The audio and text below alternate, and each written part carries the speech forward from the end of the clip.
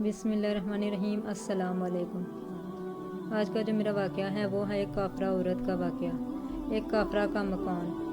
حضور سرور عالم صلی اللہ علیہ وآلہ وسلم فتح مکہ کے بعد ایک دن مکہ معظمہ کی ایک کافرہ عورت کے مکان کی دیوار سے تکیہ لگا کر اپنے کسی غلام سے گفتگو فرما رہے تھے۔ اس مکان والی کافرہ کو جب پتہ چلا کہ محمد صلی اللہ علیہ وآلہ وسلم میرے مکان کی دیوار سے تکیہ لگائے کھڑے ہیں تو اس نے اپنے مکان کی سب کھڑکیاں بند کر ڈالی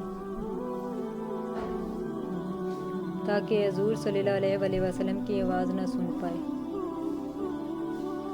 اسی وقت جبریل امین حاضر ہوئے اور عرض کیا، یا رسول اللہ، خدا فرماتا ہے کہ اگرچہ یہ عورت کافرہ ہے مگر آپ کی شان بڑی عرفہ و بلند ہے، چونکہ اس کافرہ کے مکان کی دیوار کے ساتھ آپ کی پشت انور لگ گئی ہے،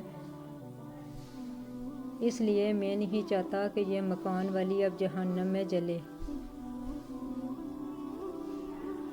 اس عورت نے تو اپنے مکان کی کھڑکیوں کو بند کیا ہے مگر میں نے اس کے دل کی کھڑکی کھول دی ہے۔ یہ صرف آپ کی دیوار سے اور آپ کے تکیہ لگا کر کھڑے ہونے کی برکت سے ہے۔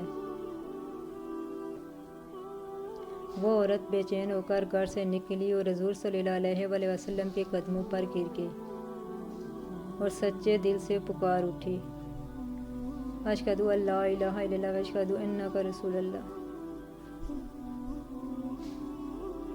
جس عورت کے مکان کی دیوار سے حضور صلی اللہ علیہ وآلہ وسلم کی پشت انور لگ گئی وہ عورت آگ سے بچ گئی، تو جس خوش قسمت اور مقدس خاتون حضرت آمنہ رضی اللہ عنہا کی شکم انور میں حضور صلی اللہ علیہ وآلہ وسلم نے قیام فرمایا ہو، وہ مقدس خاتون کیوں جنت کی مالک نہ ہوگی؟ پھر کس قدر بدبخت ہیں وہ لوگ جو حضور صلی اللہ علیہ وآلہ وسلم کے والدین معززین کے متعلق کچھ کا کچھ بکتے ہیں۔ اگر میری ویڈیو آپ کو اچھی لگے تو پلیز لائک اینڈ سبسکرائب کیجیے گا۔